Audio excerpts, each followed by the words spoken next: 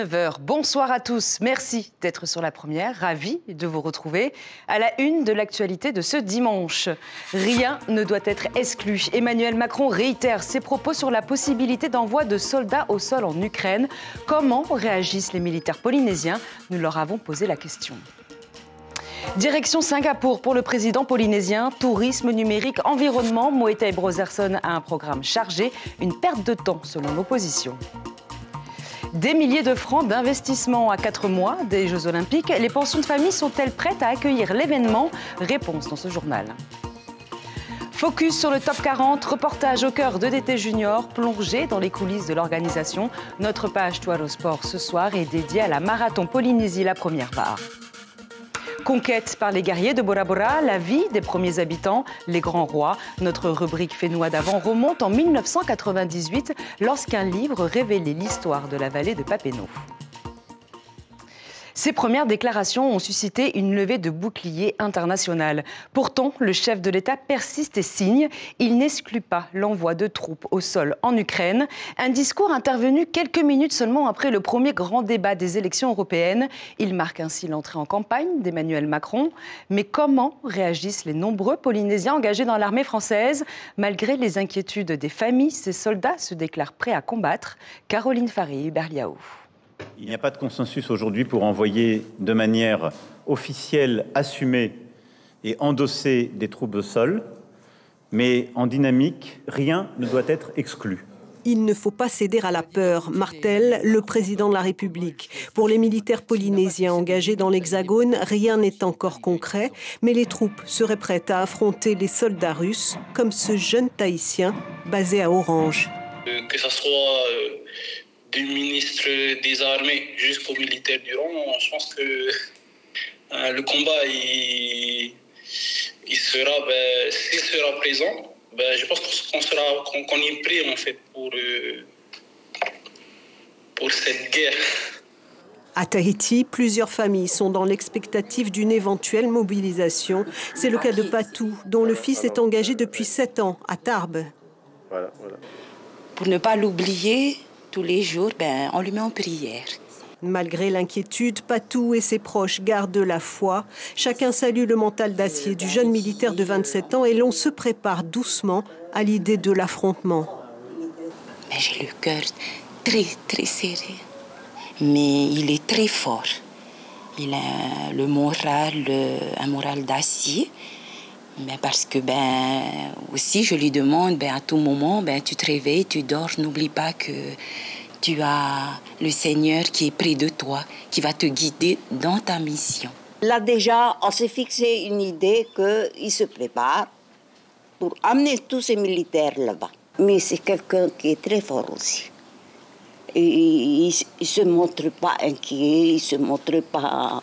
Ah oui, avec ma fille, on a pu discuter un bon moment avec lui et j'étais très, très contente de le voir. Une lucidité encouragée par Emmanuel Macron, malgré la désapprobation de 68% des Français, et alors que la plupart des alliés occidentaux prennent leur distance face à une offensive militaire nationale.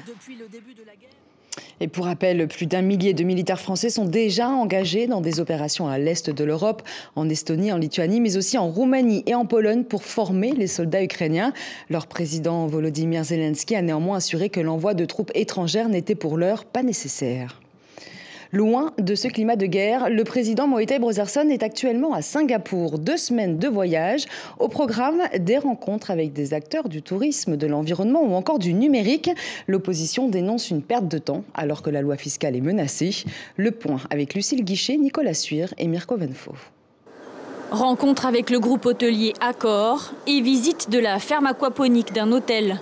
La petite délégation polynésienne commence ses 2 semaines de voyage officiel à Singapour. Mais en Polynésie, l'opposition se méfie des promesses d'investisseurs étrangers. On nous a tellement promis d'investisseurs étrangers, on se rappelle des Chinois qui devaient arriver, des Samoa, des Hawaïens. Et c'est vrai qu'aujourd'hui, personne n'est venu. Et nous pensons que c'est avec les acteurs locaux qu'il faut développer ce pays.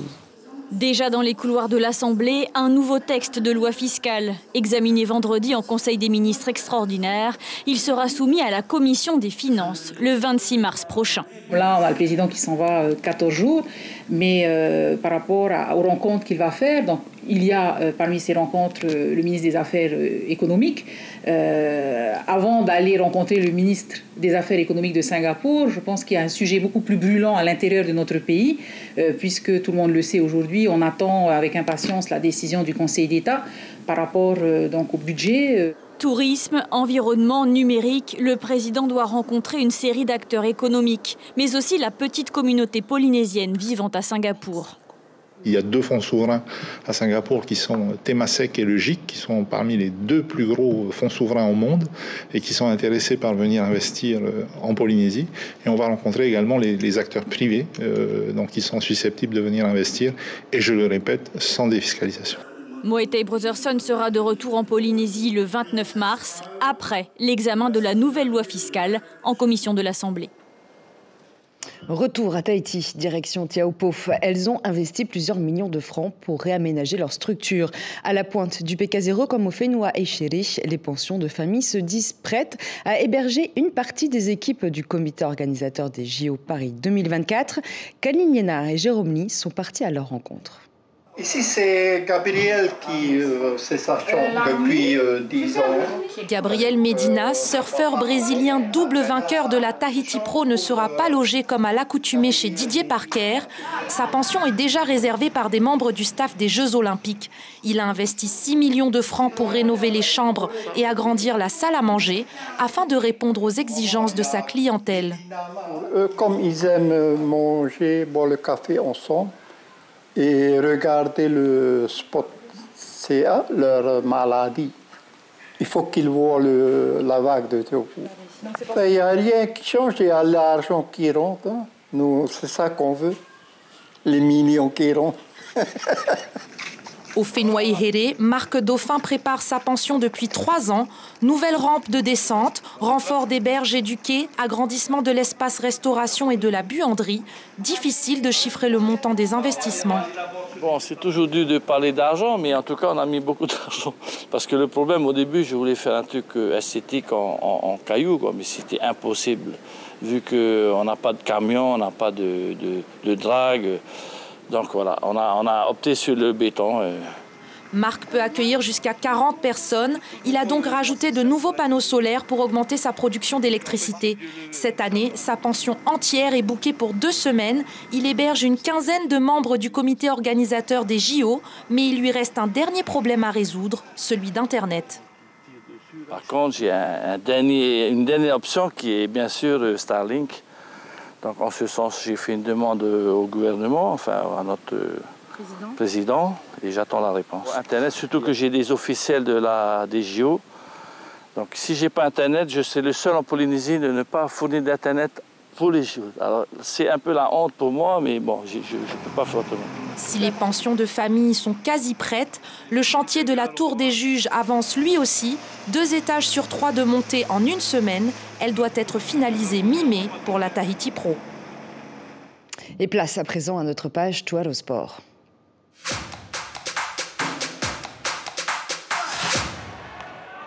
C'est la compétition du début d'année. La Marathon Polynésie, la première VAA. Une bataille de plus de 5 heures à la force des bras sur le plan d'eau. Ario et Tefafana, David Chang et nos équipes vous ont préparé une page spéciale, un Touaro dédié à cet événement. Regardez.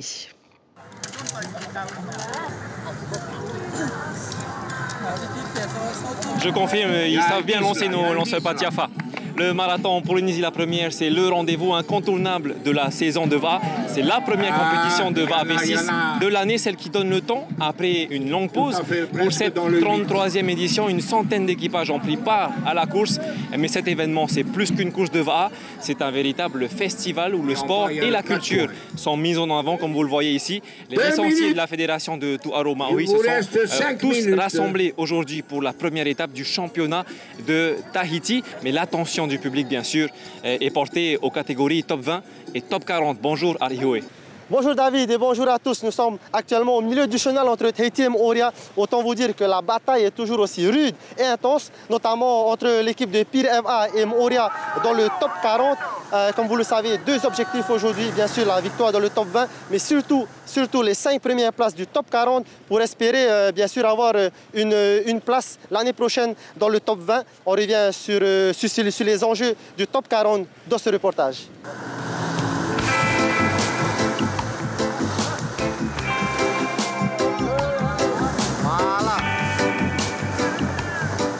Pire FA et Tuaïvanui ont retenu l'attention tout au long de ce marathon.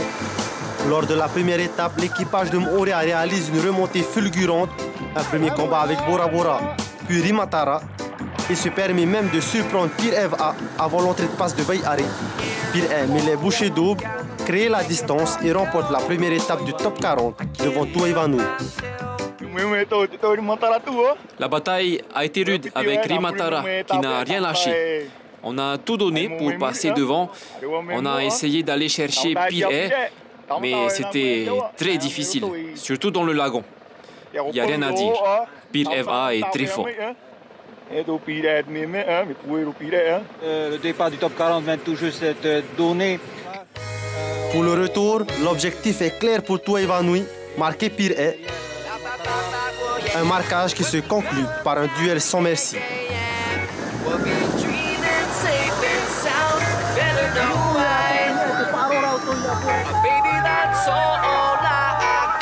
L'équipe de Sti Tehot Ata entre dans la passe de Tapuna en première position. Si le classement général reste inchangé, leur exploit est un bel hommage à l'un des leurs partis l'année dernière, Maïta Moeino de Moorea et Kevin Quide de Pire FA. Depuis qu'il est parti, c'est pour lui et on sait qu'il est avec nous, assuré. On t'aime frangin et voilà, faut essayer de vivre avec et de juste partager sa joie et sa bonne humeur comme d'habitude entre nous. C'est ce qu'on s'est dit, quoi. Les formations sont bien parties ce matin et on voulait assurer le retour. On est venu pour mourir et on est content aujourd'hui. Merci Seigneur. Rimatara Ava, Bora Bora Ho et Tintah Ava complètent les 5 premières places du classement général du top 40. Les îles sont à l'honneur cette année. L'objectif est atteint. On a bien représenté Rimatara. Mais il ne faut pas lâcher. Ce n'est que la première course de l'année. En vétéran 40 ans et en vétéran 50 ans, Paddling Connection et Toatai remportent respectivement dans leur catégorie. Et bien sûr, Shelf A est le grand vainqueur de cette 33e édition du marathon Polynésie la première VA à 25 secondes du Team OPT. Et comme chaque année, le marathon en Polynésie, la première, c'est également un vrai défi pour les dames qui viennent s'affronter sur le tronçon Tahiti, Moorea et retour. L'an dernier, Teva a remporté la course cette fois-ci. C'est le club de Ihilani qui s'est imposé. Les rameuses se sont imposées avec un temps de 4 heures 32 minutes et 40 secondes au cumul des 2 étapes. Mais grosse déception pour Vaimiti Maoni qui regrette le nombre d'équipages féminins cette année. Je pense que la plupart des filles sont engagées en équipe mixte, parce qu'on a eu beaucoup d'équipages mixtes. C'est tous les équipages féminins qui ne sont pas venus. Et je pense qu'ils se focalisent peut-être pour les sélectifs de la semaine prochaine, mais voilà, c'est comme ça. Et puis nous, on l'a fait, puis on est heureuse. Et du côté des juniors, c'est EDTVA qui s'impose devant le Team OPT. C'est une 4e victoire consécutive pour le Team EDT sur ce marathon en Polynésie, la première. Et vous allez le voir dans ce reportage, l'équipe s'est entraînée assidûment et exceptionnellement pour ce marathon en Polynésie, la première.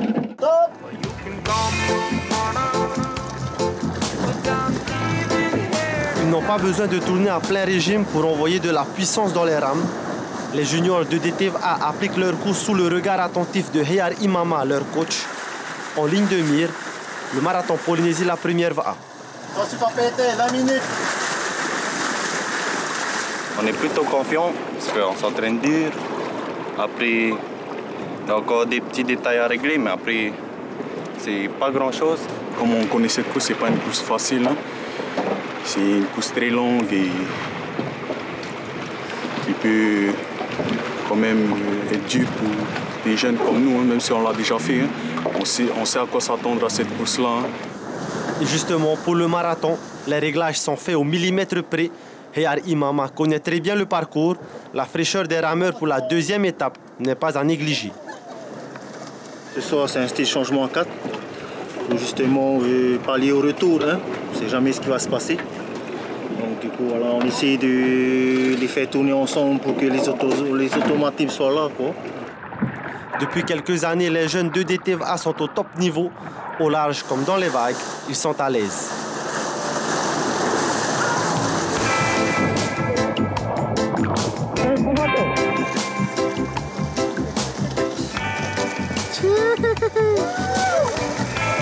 Cette année, le club compte bien conserver sa place de leader en junior, même s'il connaît quelques changements. 2 ou 3 qui sont passés seniors, du coup, nouvelle équipe, une nouvelle tendance. Donc voilà, ils sont un peu stressés, on va dire. Sans aucun doute, les entraînements ont payé puisque ce week-end, les juniors de DTVA s'adjugent la victoire du marathon Polynésie la première en 3h 53 minutes et 26 secondes, 5 minutes devant le Team OPT. Et l'association Polynésie la première VAA met un point d'honneur à n'oublier aucun rameur. 102 jeunes ont répondu à l'appel ce samedi matin. Voici les temps forts de leur matinée de compétition. Les minimes et les cadets se sont contentés d'une course dans le lagon entre la plage de Vairei et la passe de Ta'apuna aller-retour. Une boucle pour les minimes avec la victoire de Heiva Ahoe et 2 boucles pour un total de 14 km pour les cadets et les cadettes. Dans ces catégories, c'est EDTVA qui s'impose. Oh, ça a été dur, mais bon, c'est comme toutes les courses. C'était quoi le plus difficile là? Apparemment, c'était la remontée avec du vent quand même de face. Oui, c'est ça. C'est la remontée et il fallait gérer devant. On a lâché un peu. D'abord, on était à fond, on a rattrapé. Après, on a lâché vers la fin. À cause de quoi alors? La fatigue, oui. C'est juste ça, c'est la fatigue. Le saviez-vous, derrière le marathon Polynésie la première, il y a un groupe de bénévoles, des salariés de votre chaîne préférée qui prennent de leur temps libre pour assurer la réussite de cet événement. Le reportage coulisses, c'est tout de suite. Première lueur du jour, les bénévoles de l'association Polynésie la première VAA sont déjà levés. C'est l'heure de s'occuper des derniers détails avant le lancement du premier départ. Tehei est président de club. Il a entraîné 4 équipages, mais il s'est rendu compte au dernier moment qu'il lui manquait 2 jeux de t-shirt. C'est moi qui me suis trompé. Je pensais que c'était complet quand ils m'ont donné. Je suis parti sans mes t-shirts. C'est pour ça que je viens voir l'organisatrice. Tous mettent la main à la pâte, l'occasion de faire des nouvelles choses avec les collègues qu'on connaît bien en dehors du cadre du travail. C'est important de venir, surtout que je ne travaille pas aujourd'hui. Donc c'est une belle occasion de cohésion aussi, de cohésion sociale. Et puis c'est notre entreprise, donc on se donne la main.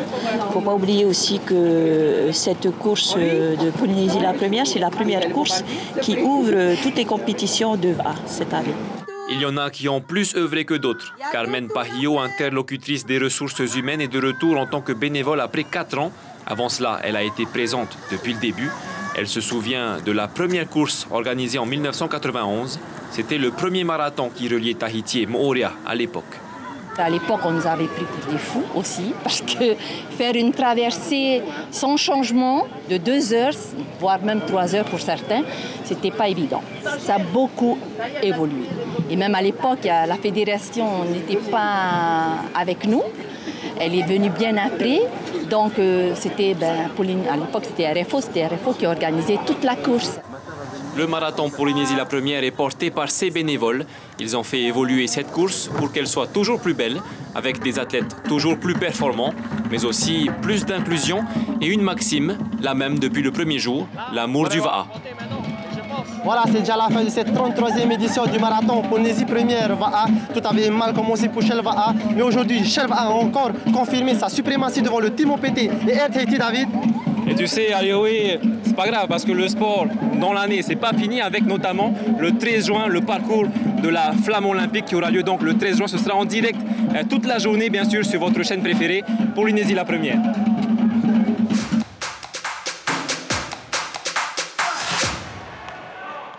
Il était surnommé King Kong pour sa force qui lui permettait de s'illustrer en foil comme en surf. Chypri Kourde est décédé dans sa vingtaine vendredi suite à une noyade. Ce matin à Moorea, son île, amis, proches, famille lui ont rendu un dernier hommage au Parc Royal. Sur des planches, en pirogue ou en jet ski, ils se sont rassemblés dans l'eau, son élément, pour lui dire au revoir. Partons pour les Tuamotu à Ho. Les parents d'élèves des écoles primaires et maternelles ont voté pour le calendrier scolaire. L'emploi du temps sera mis en place à la rentrée prochaine. 6 choix possibles, des choix pris en fonction de la disponibilité des familles. La directrice de l'école primaire et Vanina, parents d'élèves, sont au micro de Mathieu Allot. On a invité les parents à venir. Ensemble, on a sorti les inconvénients comme les avantages de chaque emploi du temps. Et là, on leur a dit, là maintenant, à vous le choix, à vous de choisir le meilleur emploi du temps pour la réussite de leurs enfants. C'est par rapport à quels critères que tu as choisi Le critère où on trouve l'équilibre et pour les parents et pour l'enfant surtout. Est-ce que tu penses que ce vote, c'est une bonne chose de demander aux parents leur avis? Oui. Oui. Pourquoi? Pour prouver vraiment que nous, en tant que parents, on existe. La plus grande, mais aussi la plus secrète, Fénois d'Avant nous emmène ce soir au cœur de la vallée de Papineau. Conquête par les guerriers de Bora Bora, la vie des premiers habitants, les grands rois.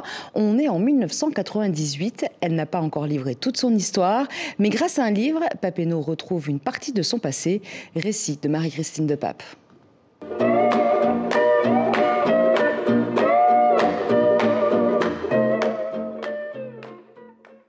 Papineau est la plus grande vallée de Tahiti, la plus riche en sites archéologiques, mais la plus secrète aussi. Les 200 marais et pétroglyphes répertoriés au plus profond de la vallée n'ont pas livré leur histoire. Grâce au livre qu'il vient de publier, Charles Manutaï a reconstitué le puzzle. Pour percer le mystère de la Papineau, l'auteur a parcouru le chemin de ses ancêtres originaires de Bora Bora. Un itinéraire qu'il a suivi grâce au Putatumu familial, un livre des origines qui se transmet selon certains rites de génération en génération. Un manuscrit rédigé par son arrière-grand-père en 1820 qui raconte une grande partie de l'histoire de la Papineau. La conquête de la vallée par des guerriers de Bora Bora, l'installation des premiers habitants de la vallée, les Mihi, victimes d'un cataclysme, l'histoire des grands rois de la vallée comme celle de Mahi Apitia. Il était grand. Il avait 4 brasses, plus de 4 brasses de hauteur. Il était beau, mais seulement, il était presque chauve. Et au milieu de, comment dirais-je, de les Tahitiens disent les nini, au milieu, il y avait une touffe de cheveux qui poussait. Et le manuscrit dit, ce roi est mort, il avait attrapé froid. Il a été enterré dans une grotte, lui et sa lance. La Papineau a retrouvé une grande partie de son histoire, mais un autre travail de titan attend Charles Manutaï, entreprendre une chronologie historique de ces hauts faits de la culture polynésienne. C'est la fin de cette édition. L'information principale de ce dimanche. Malgré un tollé international, Emmanuel Macron persiste et il n'exclut pas l'envoi de troupes au sol en Ukraine. Une déclaration faite dans un contexte d'élections européennes. Mais pour les familles et les soldats polynésiens, on se dit prêt à soutenir et combattre si nécessaire.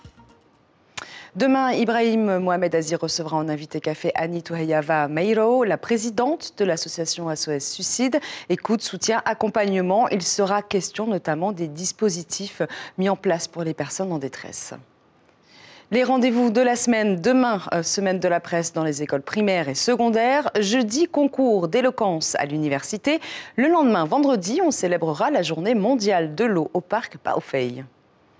Et au programme de votre soirée, le film Ghost Rider, l'esprit de vengeance, suivi de la série White Sands.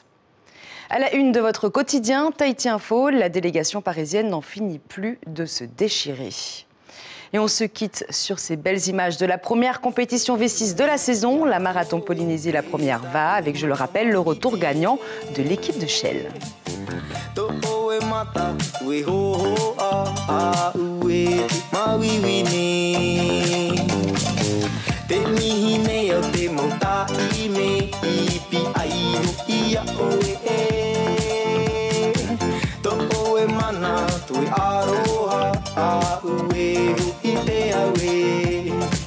It's never hard to let you to forgive.